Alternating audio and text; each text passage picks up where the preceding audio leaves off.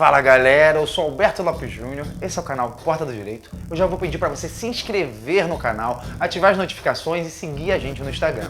Hoje vamos começar um novo programa do Porta do Direito, o Porta da História do Direito. E o tema desse primeiro programa é um conjunto de leis que foram criadas por volta de 1780 a.C., durante o período de hegemonia do Império Babilônico sobre a Mesopotâmia, quando o rei Hammurabi foi responsável por uma das mais importantes contribuições culturais daquele povo, a criação de um código de leis, escrito quando ainda prevalecia a transmissão de leis de forma oral, de boca a boca, de geração para geração. Então solta a vinheta, que o tema do Porta da História do Direito de hoje é o Código de Hammurabi.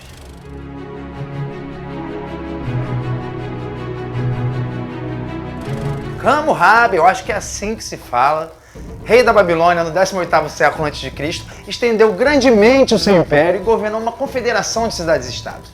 No final de seu reinado, edificou uma enorme placa de pedra na qual ele é retratado recebendo a insígnia do reinado da justiça do rei Marduk. Abaixo mandou escrever em 21 colunas, 282 cláusulas que ficaram conhecidas como Código de Hammurabi, embora abrangesse também antigas leis que não eram escritas. Muitas das disposições do código se referiam às três classes sociais que existiam na época. Os homens livres, proprietários de terras, que não dependiam do palácio e do templo, uma camada intermediária que continham funcionários públicos que tinham certas regalias no uso de terras, e os escravos, que podiam ser comprados e vendidos até que conseguissem comprar sua liberdade. O código regulava o comércio, no qual o caixeiro viajante ocupava lugar importante.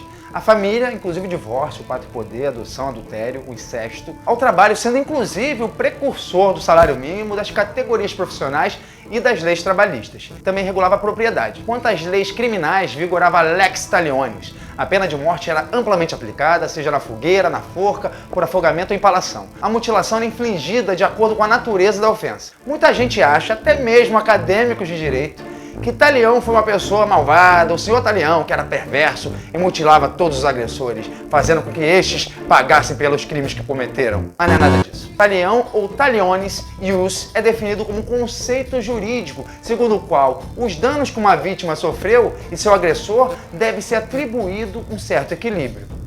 O conceito de talionis ius é composto por ius, direito, e talionis, do grego talis, que quer dizer aparelho que reflete tudo, tal qual, igual, em conjunto. A expressão olho por olho, dente por dente, apareceu pela primeira vez em um dos livros da Bíblia, o Êxodo. Mas vocês vão ver que essa história de Talião, de lei de Talião, não era bem um olho por olho, dente por dente. Primeiro, porque existia um patriarcado, que é um sistema social que os homens mandavam na porra toda, a mulher não tinha direito nenhum.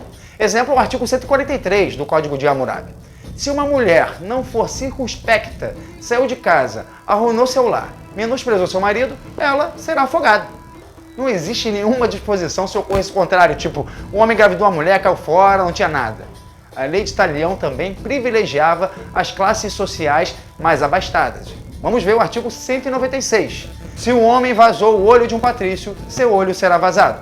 Isso quer dizer que se um homem furasse o olho de alguém da aristocracia, teria o seu olho furado. Agora vejam bem o artigo 198 do Código de Hammurabi. Se um homem vazou um olho de um plebeu, pagará uma mina de prata. Olha só, se um homem furasse um olho de um nobre, tinha um olho furado. Se furasse um olho de plebeu, pagava uma indenização. A lei era mais branda quando a vítima era um pobre ou o autor do fato era da elite. Parece alguma coisa com os dias de hoje? Agora uma questão interessante. Olha o artigo 23 do Código de Hammurabi. Se o salteador não é preso, o roubado deverá, diante de Deus, reclamar tudo o que lhe foi roubado. Então a aldeia e o governador, em cuja terra e circunscrição o roubo teve lugar, devem indenizar-lhe os bens roubados por quanto foi perdido. Olha a responsabilidade civil do Estado aí, digo, do Império. Em relação a roubos e furtos, o Estado, em regra, nos dias atuais, não é responsabilizado por não ter o dever de guarda e vigilância.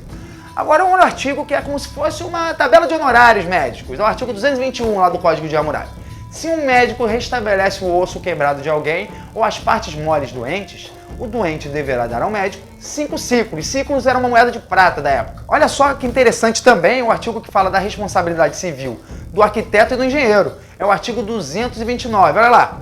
Se um arquiteto constrói para alguém e não faz solidamente, e a casa que ele construiu cai e fere de morte o proprietário, esse arquiteto deverá ser morto. Já o artigo 230 fala o seguinte: se fere de morte o filho do proprietário, deverá ser morto o filho do arquiteto. Observe que a pena passa da pessoa do arquiteto e atinge o filho, que não tinha nada a ver com a história. Olha o artigo que fala de incesto, que é o artigo 157 do Código de Hammurabi. Se alguém, na ausência de seu pai, tem contato com a sua progenitora, dever-se-á queimá-la ambos. No Brasil, o sexo entre pai e filha, mãe e filho, se eles forem maiores, não é crime, apesar de ser uma conduta moralmente reprovável. Apesar da quebra de diversos princípios basilares dos direitos humanos que este Instituto Jurídico fez na história da humanidade, ainda hoje existem sistemas jurídicos que têm por base o direito de retaliação, especialmente nos países muçulmanos. É isso, galera. Eu espero que vocês tenham gostado do nosso Porta da História do Direito. A gente quer fazer muito mais. Então, eu vou pedir novamente para você se inscrever no canal, curtir, comentar aqui um tema. Até o próximo Porta da História do Direito. Tchau!